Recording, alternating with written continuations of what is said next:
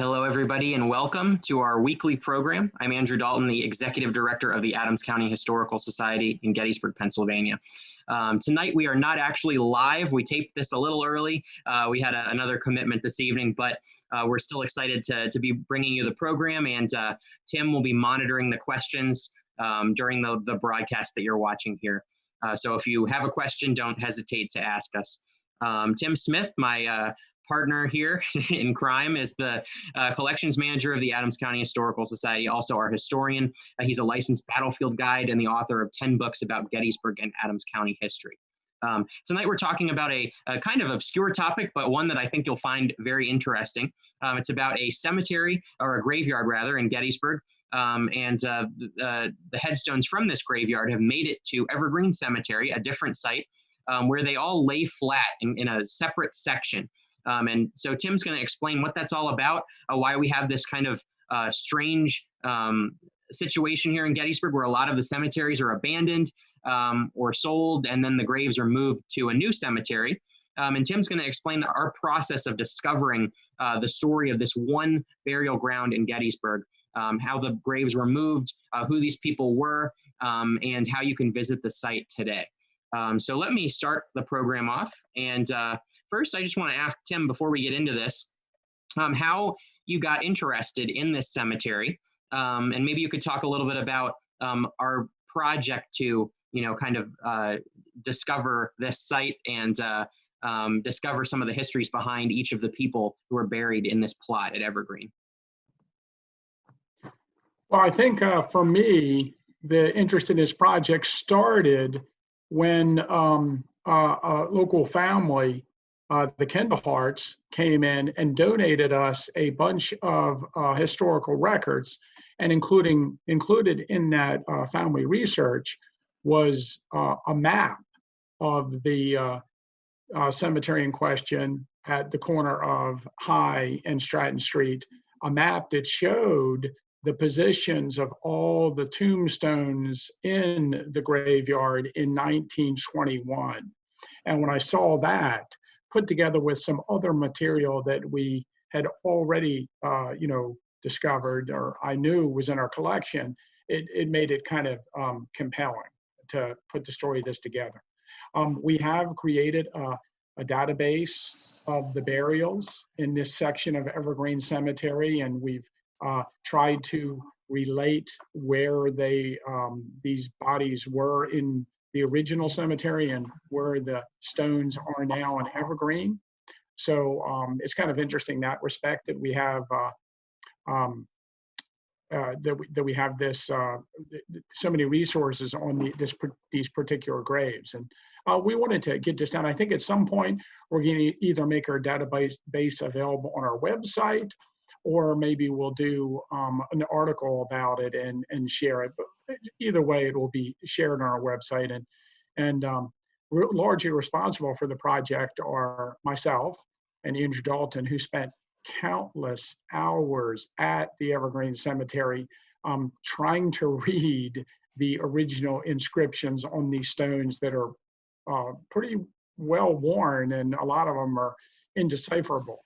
And then, of course, we have a volunteer at the Historical Society named Bob Cluck, and he spent hours going over the list of some 200 individuals and trying to figure out who they actually were, using our incredible database of tombstone inscription cards that we have here, and also obituaries and death notices from the Gettysburg newspapers. This is a photograph of Evergreen Cemetery to start it off.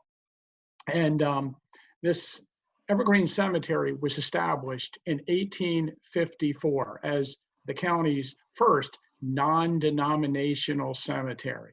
At the time Evergreen Cemetery was created, there were 8 different churches active in the town, and most of them had a cemetery beside the church, or graveyard, I should say, associated with the church. And if that trend would have continued with people who were dying in the town being buried in these graveyards next to the churches, and the graveyards expanded, you can imagine that a large section of our town would be filled today with graveyards. So early on, after Evergreen Cemeteries was established, the congregations of these various churches in Gettysburg desired that the people buried in these graveyards be removed and put either in family plots in Evergreen Cemetery or in church bought plots. So early on, there was a desire to move the people out of these churchyards in town to the Evergreen Cemetery. And that was part of the reason why people were so excited about establishing Evergreen Cemetery in the first place. Let's go to the next one. So what I've done is take the 1850 map of the town, and I just want to briefly talk about some of these cemeteries around the town. This is the 1850 map of the town showing the Presbyterian Cemetery on North Washington Street. And you can see North Street and Washington Street at the map, the intersection. Of course, North Street today would be Railroad Street, and this is North Washington. This is the site of the Gettysburg College dormitories there at that site. And the Presbyterian Church was originally the Upper Marsh Creek Presbyterian Church, and established in the 1840s. In 1817, they built a church in town along this lot. And it was active there until a new church was built for the congregation in 1842 on Baltimore Street, but they still used the churchyard at this location, the graveyard at this location for many years afterwards. In the 1850s, shortly after the establishment of Evergreen Cemetery, the church minutes suggested they wanted to move the graves from this cemetery to either family plots or in a plot that they purchased there. There's an 1859 report that mentions that 35 stones and some 20 mounds of earth that appear to be graves were in that location. And by 1865, they had removed these. I should mention that in 1863, about 50 soldiers from the battle were actually buried in a cemetery, but they were eventually removed to the Soldiers National Cemetery. And the other bodies were all removed by 1865. Now, having said that, in 1899, during the construction of a building there at the alley and North Washington Street, they found some remains that they must have not, must have skipped over when they removed the skeletons from the cemetery. And some of you know that in 1992, when the college was working on that and putting their dormitories in there at the Gettysburg Ice, what had been formerly the Ice House complex, they found some skeletons. These skeletons, about 16 different individuals, were removed from that site, and they were also reburied in Evergreen Cemetery, and I think the reburial took place in 1995. So a common thread here is that when a cemetery is established and then they remove the bodies from the cemetery to Evergreen, they do not get them all. It is very difficult to find all the bodies, and at each of these locations, I think we should expect that there are still bodies at these places today. Let's go to the next one, Andrew. The Christ Church on Chambersburg Street, Christ Lutheran Church. I am not sure that there was ever a cemetery. It does appear that occasionally there were people buried in the graveyard there, if they're behind the church, but I don't know that there was ever a formal graveyard. It appears that a few soldiers from the battle might have been buried there behind the church also. Let's go to the next one. But on West High Street, we had the Associate Reformed Presbyterian Church, sometimes known as the Alexander Dobbin Church. It moved into the town about 1803, and it had a cemetery associated with it. And in 1891, I think it was maybe June of 1891, they removed all the graves and the bodies from this cemetery. I think there were 81 bodies with some with stones that they moved to Evergreen at that time. And this, of course, is on the first block on the south side of West High Street. And, you know, I guess we should expect that there are probably still bodies at that location also. Let's go to the next one. Of course, the colored church, or the colored cemetery, was east of the town. And you can see here, it's just west of, just east of the intersection. I believe it's 3rd Street. I could be wrong about the street. And it was established early on in 1867. Of course, they established Lincoln Cemetery, and this cemetery was abandoned eventually. And in 1906, they moved the bodies and the stones from this cemetery into Lincoln Cemetery. But for years afterwards, people were still finding bones and skeletons at the site, and a house was constructed on the site. And there's articles about finding skeletons during the construction. Let's go to the next slide. Of course, the Catholic Church and graveyard, and you might see that in a lot of these early records, you know, people are fond of saying that a cemetery is not associated with a church and a graveyard is the proper term, and a cemetery is a non-denominational burial ground. But you see the word cemetery used in a lot of these church records and on maps and stuff early on. So I don't know if it really matters one way or another. But here's the Roman Catholic Church that was on South Washington Street. And this clearly had a graveyard around the church early on. Now, you might know that the Catholic Church was moved from South Washington Street onto West High Street in 1854, I believe it was. And then this church was torn down, but the graveyard was still at this site until 1885, I believe it was, when they moved it out along West High Street, where it is today, at the western edge of town. Let's go to the next one. You can see on the 1872 atlas for the map of Gettysburg, you see the Catholic Church, and you see the Lincoln Cemetery just behind the Catholic Church, and seeing an idea where this is. And of course, today, there are houses sitting on top of where the Catholic Church was. I do have one article from the 1920s where they find skeletons in the back of that area, you know, where there are houses today. Let's go to the next one. This is the Methodist Church on East Middle Street. And of course, that church was built in 1822, I believe. And it had a churchyard, a graveyard behind it. And eventually that was taken over by the Gettysburg GAR, and it became the Jack Skelly, Johnston, H. Skelly Post, number 9 of the GAR, but the cemetery remained behind it. And eventually it was taken over by HGAC. At some point, the cemetery, although it's kind of still there, all the stones were removed from the top of the ground. Some were put back in random places around the lot. The back half of the cemetery was covered over with fill, and a parking lot was put on top of the cemetery. And so this cemetery sort of fell into disrepair, and it looks nice today. Obviously the people are still buried at that site, and some stones are placed there, but it's not really an active cemetery anymore. And let's go to the next one.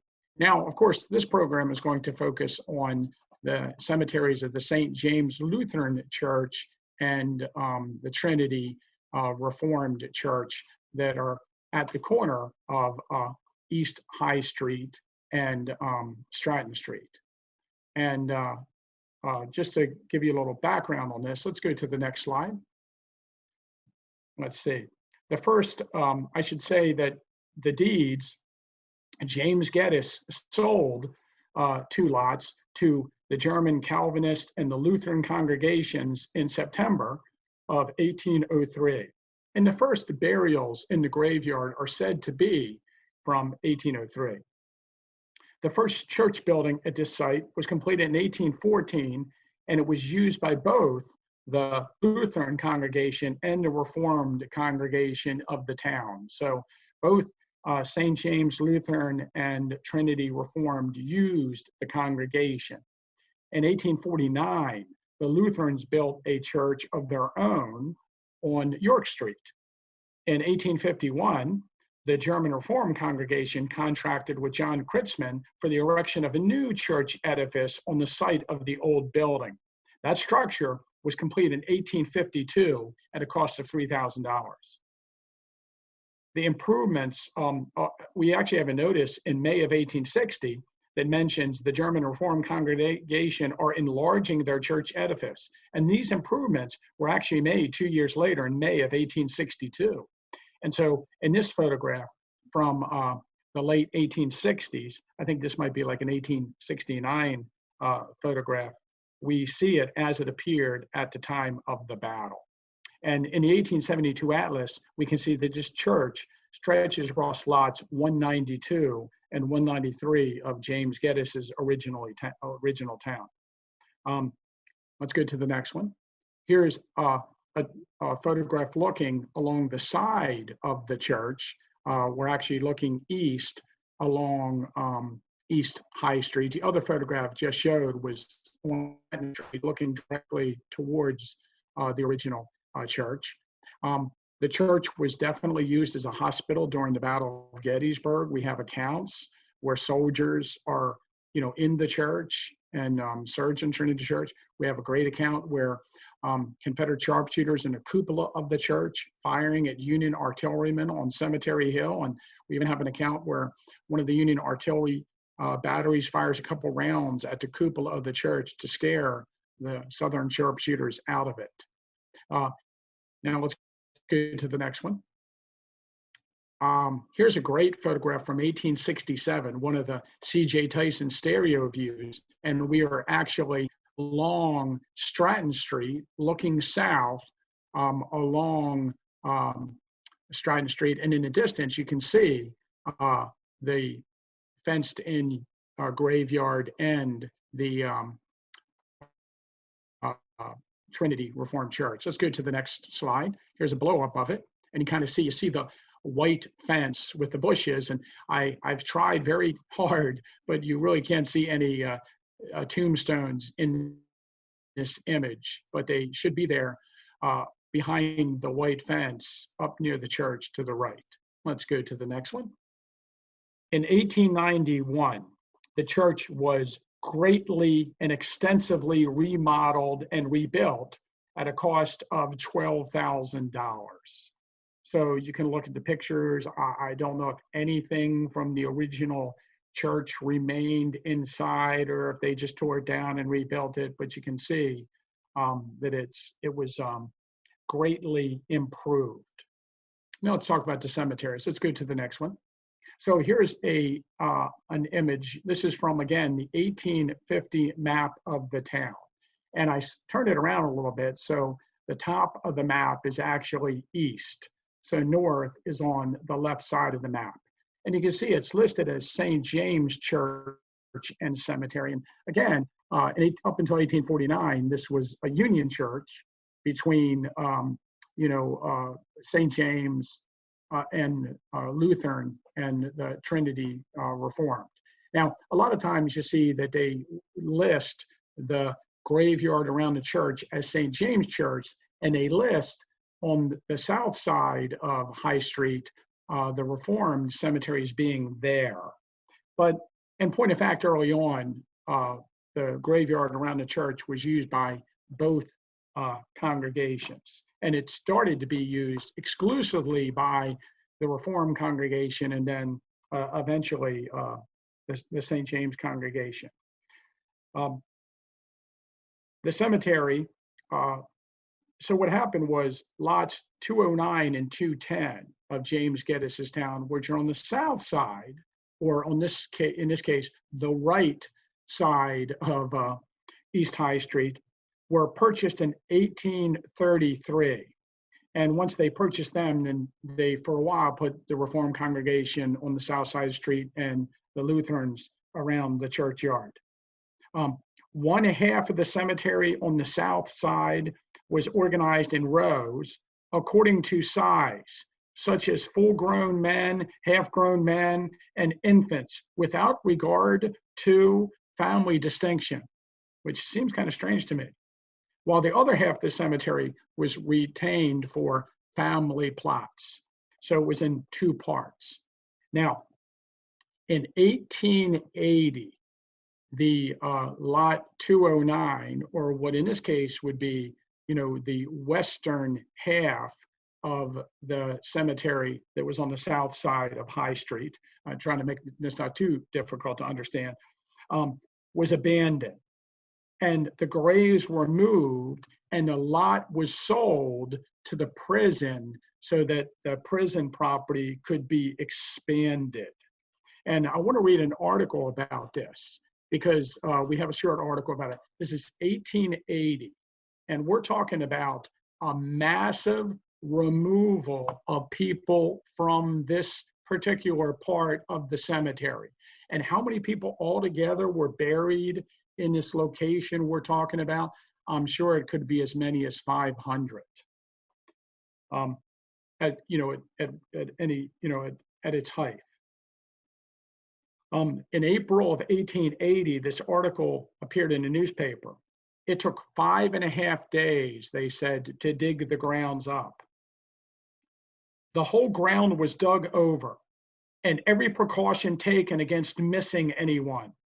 The remains of each were placed in a separate box and were there, and where there were gravestones, all were transferred and placed in proper positions. We several times visited the work and found everything done with the most conscientious care. Mr. Samuel Herbst, great credit is due for his energy and industry in this matter. Those marked by headstones numbered 76. Of these, 64 were placed in the old graveyard in rear of the Reformed Church, and 12 were taken to Evergreen Cemetery by friends. Add 152 unknown or unmarked, and the total of the bodies removed is 228. We are indebted to Mr. Herbst for a list of those known, and they give the list of the bodies that were moved. At least the ones that had, the 76 that had headboards, and the 12, including the 12 that were moved to Evergreen Cemetery. So this is fascinating. Nothing is said in the article to the placement of 152 unknown individuals. But let me suggest that these individuals were placed in lot 210, or what is, on this map where it says Lutheran, just they retained the eastern part of this cemetery, which was lot 210 on the south side of East High Street. Too many directions all at one time there, and I have the map changed so east is facing up. So the total number of moves is 228. And what I like about this article is this guy just didn't look for stones and then dig where the stones were. He dug all around the cemetery and tried to find as many individuals as he could. And then, of course, at this point, all the burials that were the Reformed burials are buried over on the north side of East High Street in the, the Reformed, now what is the Reformed and St. James Cemetery. And I should mention, it was owned by both congregations. Okay. Let's see. Now, the cemetery on the south side of East High Street on lot 210 remained there until 1927. In 1891, a joint congregational meeting was held, and it was decided to prohibit further interments in the cemeteries around Trinity Reformed Church. So there were burials there from 1893 until 1891, and burial operations ceased at this location. Let's go to the next one, Andrew. Here's a photo, here's an image from the 1858 wall map that, and again, it's north-south now, that shows the German Reformed Church and the school building, you know, out to a little to the west of it. And then you can see below it, the cemetery. And again, this is before the 1880 removals. Let's go to the next one. And I think this is the 1872 map. And again, you can see the German Reformed Church, how it spreads across lots 192 and 193 of James Gettys's lots of the town. And below it, you can see lot 209 and 210, and that would be where the cemetery is. So the cemetery actually covered 4 different James Geddes town lots. Let's go to the next one. So what ended up happening was, after 1891, the cemetery sort of, it was a sticky point amongst the people of both of the congregations that, you know, were represented in this cemetery over the years. And it fell into disrepair several times, and there was talk about what they should do with the graveyard. And there was much discussion about moving the cemetery to Evergreen. And keep in mind, many of the other town cemeteries had already been moved to Evergreen cemeteries. This is not anything that is unusual or unique. As a matter of fact, some of you probably know in Arntsville, there was a huge cemetery in the main section of the town, and that cemetery was removed outside of the town on the hill above the town. And today there's a big parking lot behind the bank in middle of Arntsville where this cemetery used to be, and all the stones and, you know, all the bodies that were removed also are up in the cemeteries on top of the hill. This is not something I want to stress that is unique or unusual to this situation. It happened a lot. In 1921, the pastor of the church at that time, Paul Reed Pontus, spent several days in the cemetery, and he carefully cataloged the stones there and transcribed the inscriptions on the stone. And we are fortunate that his work was published. And he's got a really interesting note at the beginning of his work. He says, this is published in August of 1921. There are 209 tombstones standing or lying in place in the lot surrounding our church. In the northwest corner of this lot is a pile of footstones with which school children have been playing, and among which were found 8 headstones, the former location of which is unknown. This makes a total of 217 names which have been found. In the lot opposite High Street, the High Street side of our church, meaning on lot 210 on the south side of the street, there are still 18 stones. Total number of stones in both lots, 235. So this is interesting. Now, obviously, none of this is counting the 152 unknown that had been placed somewhere in 1880 when they removed them. So let's see, in November, now we have this map. In November 1921, the graveyard was surveyed and this map was created. And again, the first time I saw this map, I was like, wow. Now I've seen a bunch of versions of it. Different people have copied the map. This one did come from the Kindlehart papers. I think it even says that on, oh yeah, it's written on there. But by my count, there are 213 stones shown. Now remember, 217 were listed here by the pastor. Of course, there are several stones which represent more than one individual. And there are several stones where there's a name on one side of the stone, and it's not a flat stone, but it's, you know, more of a larger stone, and on the back side of the stone, there's another person listed. So I guess it depends on how you would count how many stones you would actually find. Okay, let's go to the next one. We do have a couple photographs of the cemetery, and these photographs greatly intrigue me.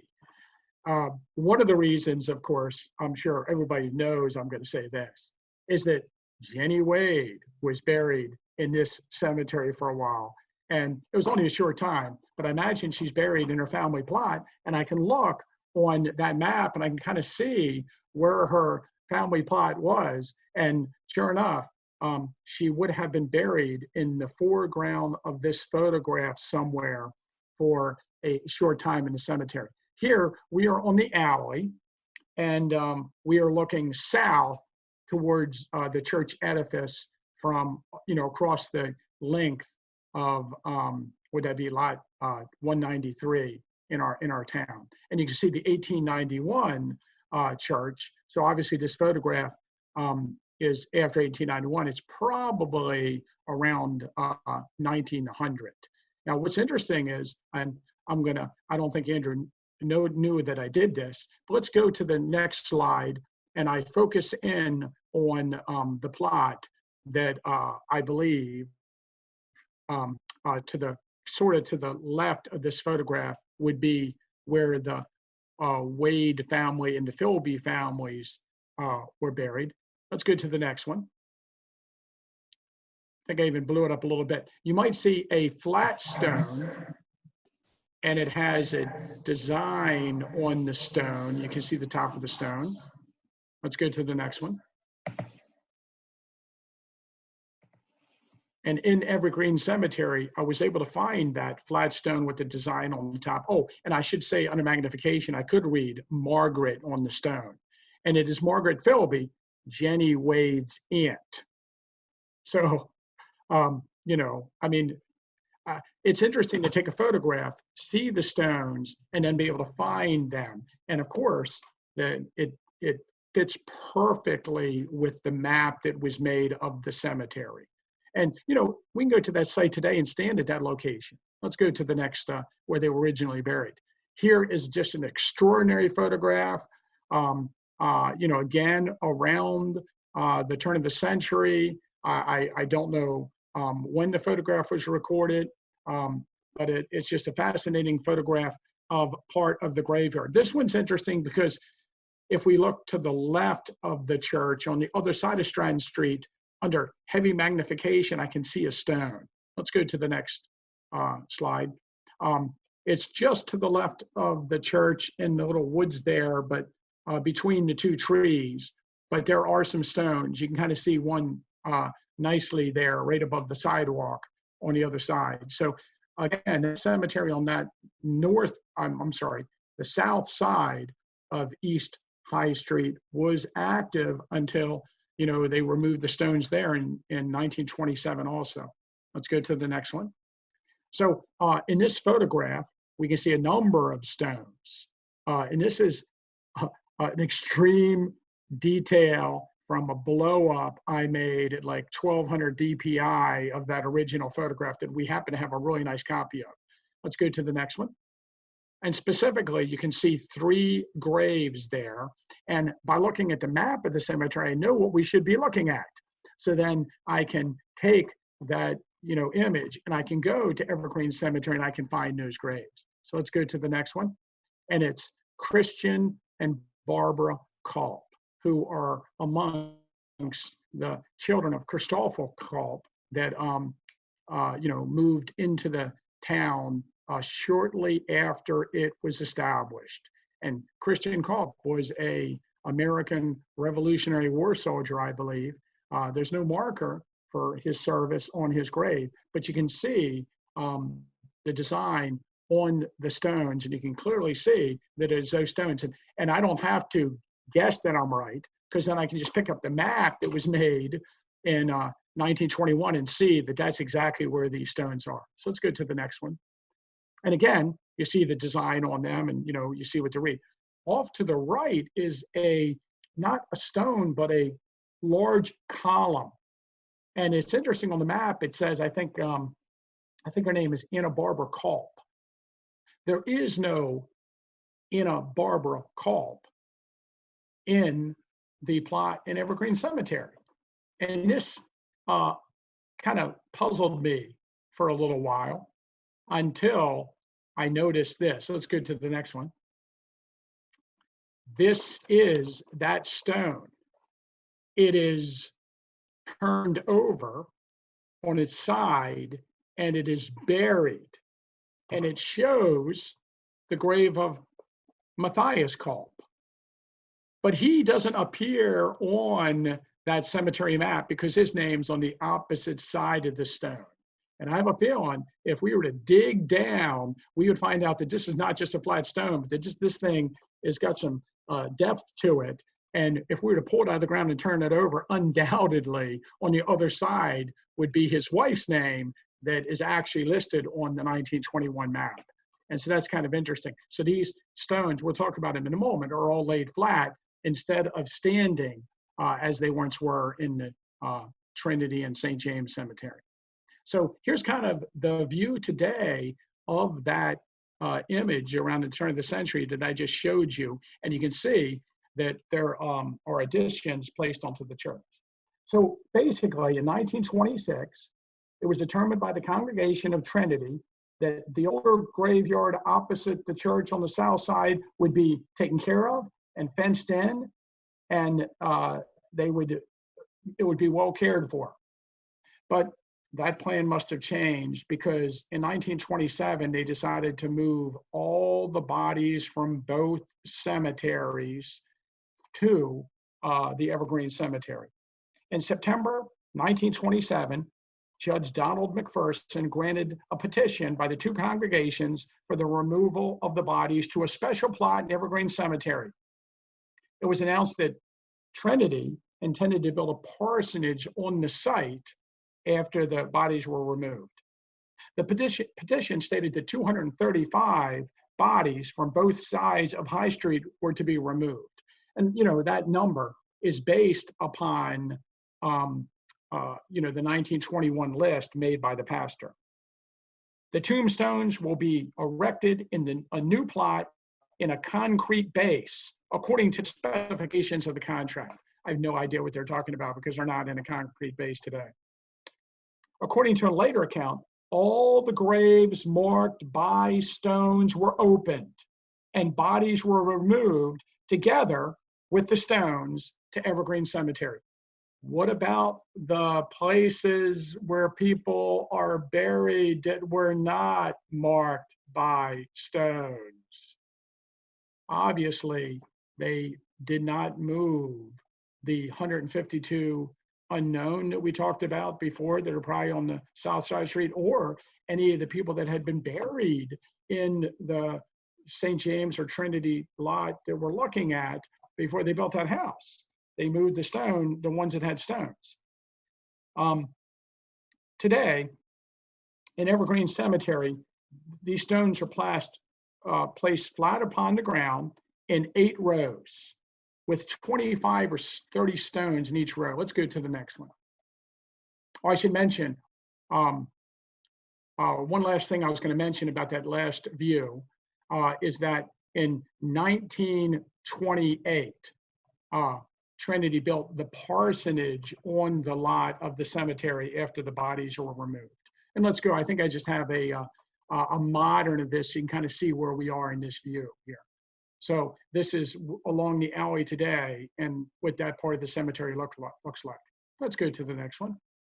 And should I mention that in, where did I put that in my notes?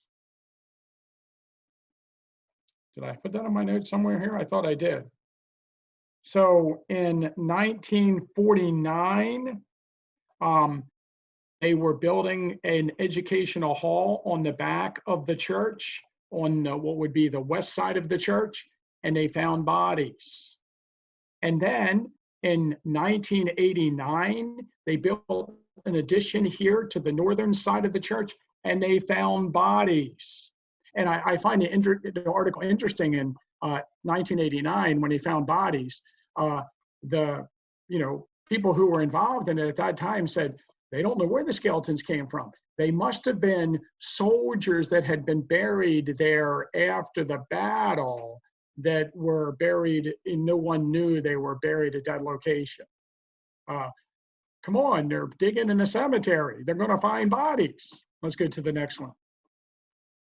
So what we did is we undertook a project to take this historic cemetery and, see what we could come up with. And maybe, there'll be, like I said, we're close to having some kind of database completed, and maybe we'll, attach it to some kind of write-up about the cemetery, because a lot of the people buried here are amongst the early German, Lutheran, and Reformed congregations in the town, and there are a lot of prominent citizens that were originally buried here. And so you can see on this map, what I did is I took the map and I broke it up into sections A, B, C, D, E.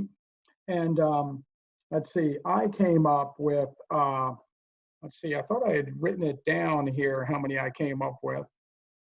But I came up with 213 stones. And again, some of the stones have more than one name associated with them. So it really depends upon how you count. So let's go to the next one now. So this is what the section in Evergreen Cemetery looks like, where the stones were removed to. And let's see. Today, the stones are in Evergreen Cemetery, placed flat upon the ground in 8 rows, and they're really in 2 sets of 4. Let's go to the next slide. And this is looking across the rows. So you can see there's 4 rows, there's a gap, and then there's 4 more rows. The way it reads, what remained of the bodies was buried under the stones. We're not exactly sure, but the stones are pretty random. They're not buried in family plot order like they were in the other cemetery. They didn't try to keep family groups together. They're just randomly thrown, there one after another. By my count, there are 219 stones. And again, several of the stones represent more than one individual. So I numbered these rows. There's A, B, C, and D. And let's go to the next slide. And then I have E, F, G, H. And that one, go back one, Andrew, it jumped. So there you can see that's the second of the 4. So 4 rows, a base, and then 4 rows. Because the stones are laid flat, and because the rain, hits them, head on, and water lays on them, and of course plants, the grass grows around them, and there's a lot of damage to the stones. So let's go to the next one. What I noticed is right away, there was an article in the newspaper where when they were in 1927, where they were removing the stones and bodies, if any relatives wanted to come forward, they could reclaim their relatives and have them buried where they liked. And so one on the map, the 1921 map, it shows 3 Weikerts. And I couldn't find those Weikerts in the plot. So I knew that something was wrong. And then I looked around in Evergreen Cemetery records. I know the president of Evergreen Cemetery, and I know the superintendent quite well. So I was able to look in their records. I found the Weikerts had been moved to the Weikert family plot. So these stones came from Trinity, but they're not in the Trinity plot. They're in a different section. And I should say, I call it the Trinity plot. Keep in mind that the bodies are from the Trinity congregation and the St. James Lutheran congregation. But look at John Weikert there. Let's go to the next slide. And I love what it says on his stone. And you people who know me know this is like my favorite tombstone inscription ever. And this is a little bit different, so I'll read it.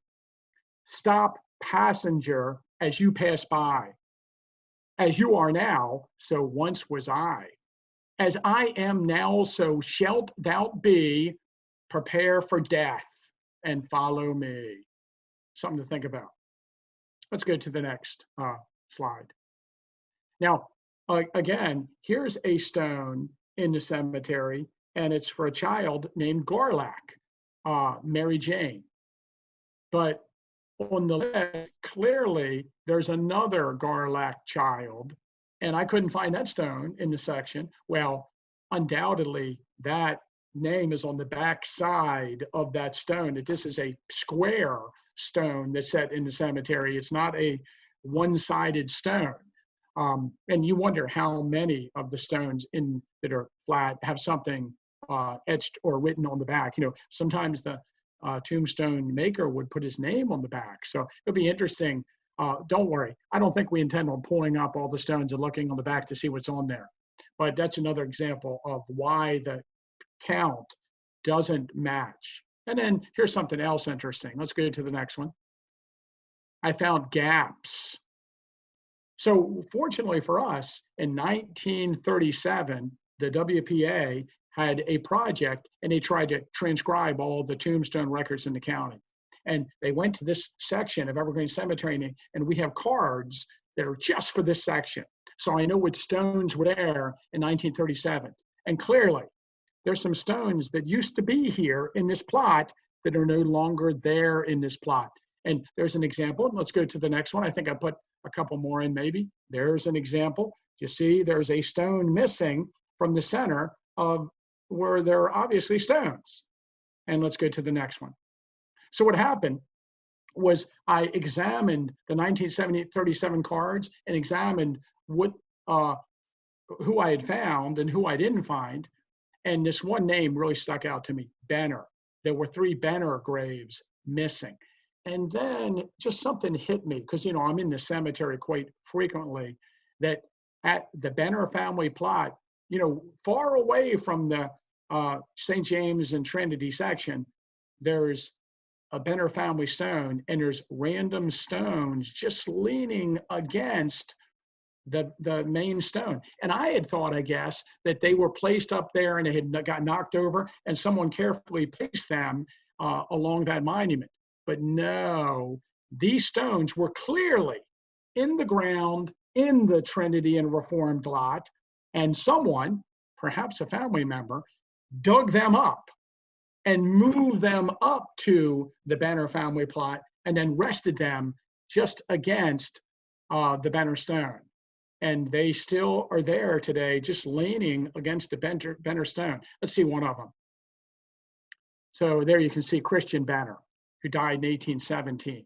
And it's just stone, it's just leaning there against it. And so, you know, I don't know, as a board member of the cemetery, or should I say, as president of the Evergreen Cemetery Association, I don't know if we should move them back to the place where they were taken from, or put them in the ground near the, you know, there's no consensus on what to do about some of these things. But again, it's fascinating to me. Let's go to the next slide. So there are about 5 stones, and there is absolutely no hope of me ever reading the inscription. You would have loved to see Andrew and I there for days in this section, trying to, you know, we went there in the early morning, we went there just in the evening as the sun was setting, we went there after it rained. You know, we had different things we tried. We tried at night putting a flashlight on the grave, anything we could to try to decipher what grave was what grave. And we did. We started and we eliminated, and we did a really good job of trying to figure out each stone.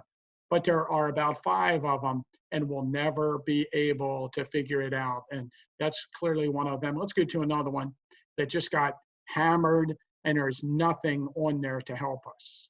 Some of them were really broken up, and we did figure them out. Here's Emmanuel Ziggler. And I should mention, Emmanuel Ziggler was an American Revolutionary War veteran.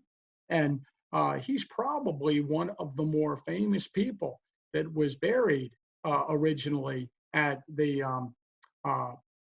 Lutheran and Reformed Cemetery. Let's go to the next one.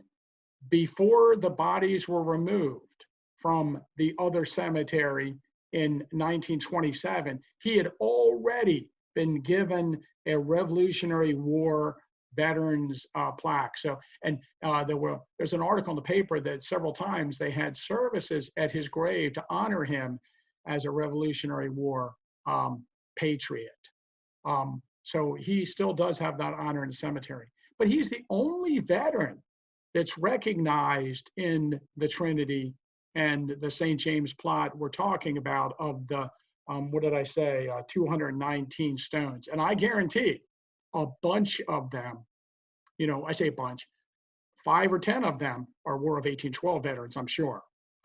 Here's David Troxel. He's the son of John Troxel. Remember, the first settler of Gettysburg. And you can see he was born, he died in 1844, it says, and he was 54 years old, meaning he was born in 1790. Remember, his brother was born in 1787, and he's, I think it's Abraham, and he's the first child born in the town. So this guy, his brother here, is born in 1790, and he's one of the first children born in the town. I don't know how many children were born between him and his brother, but he's one of the earliest people from the town, born in the town, lived in the town, died in the town. Wow, I can't even read that. It's another Troxel, John Troxel. So John Troxel himself is buried, this must be the son of John Troxel, because John Troxel, the original John Troxel, is buried in another section of the cemetery. Let's go to the next one. I don't remember why I put that in there. Emmanuel Pitzer is buried in this section, or his stone is here. He died on June 18th, 1863, and I'm sure you know the story.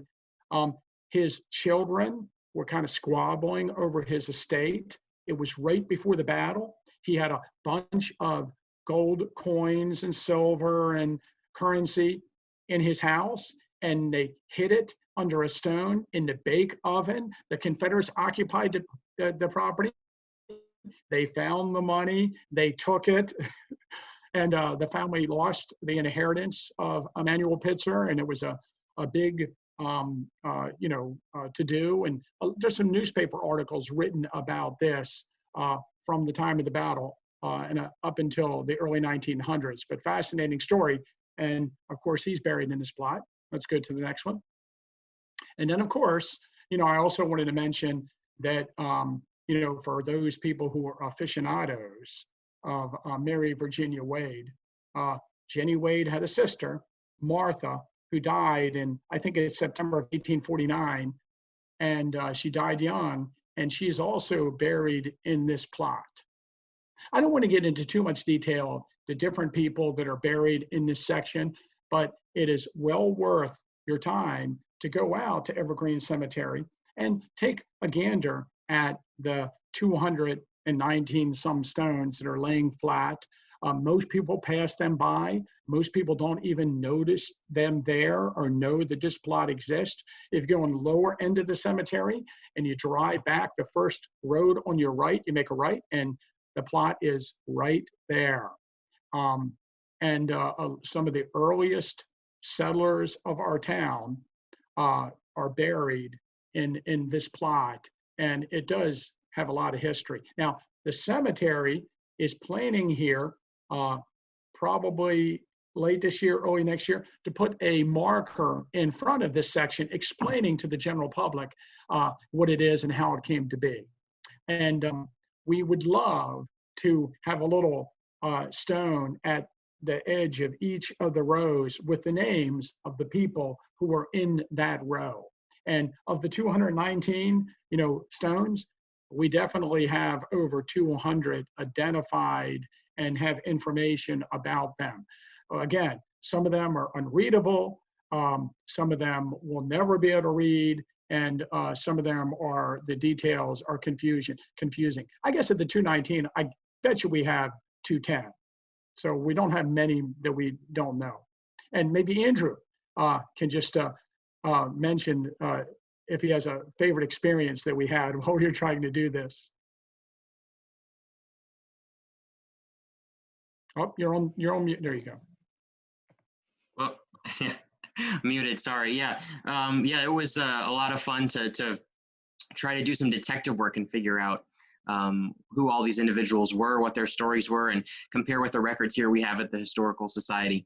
And I think one of the biggest discoveries we made was that there was a list at the Historical Society that kind of gave the order in the new section at Evergreen. And once we had that list in hand, we could walk grave by grave in Evergreen. And it was only a partial list, if I remember correctly. And so we didn't have every section, but we were able to find a couple of the identifications of the graves that are completely washed away by the elements. So it is important, I think this type of research so that we can better understand what the burial practices were in the town, what moving a cemetery consisted of. Like Tim mentioned at the beginning of the program, I just think it's fascinating that there are so many of these cemeteries just abandoned, and then a house is built or a parsonage, and bodies are found years, decades, maybe even centuries later. And undoubtedly, I'm sure Tim would agree, there are still quite a few bodies, I think it's safe to say, buried in people's backyards throughout the town of Gettysburg at these various locations. And so you should maybe be careful when you're digging your next garden if you live at any of these sites. But anyway, we appreciate you joining us here for this taped program that we did just a couple hours early. I hope you'll hit the donate button tonight if you enjoyed our video. You can help us preserve all this incredible Adams County history, continue to tell these important stories. And I hope you'll check out our website, www.achs-pa.org. And also like our Facebook page, because we are now the most followed historical society in Pennsylvania. So follow our page and like our page if you can. I promise you'll enjoy seeing our content. We put up a new post just about every day, and we'll continue to do these weekly programs. I believe we have a World War II related topic next week with another presenter. And then we'll give Tim a little bit of a break maybe, but we'll be back with these programs, and we'll keep doing them as frequently as we can. We so appreciate all your support, especially during these more difficult times. We've been just astounded by the level of generosity and support we've seen from the community and all the wonderful fans and followers that we have, not just in Gettysburg, but from all over the place. So I hope you'll tune in with us again next week, and thanks for being with us here today. From everybody here at the Adams County Historical Society, I hope you're doing all right during these tough times, and we're just so happy to be doing these programs for you. So everybody, take care and have a wonderful evening.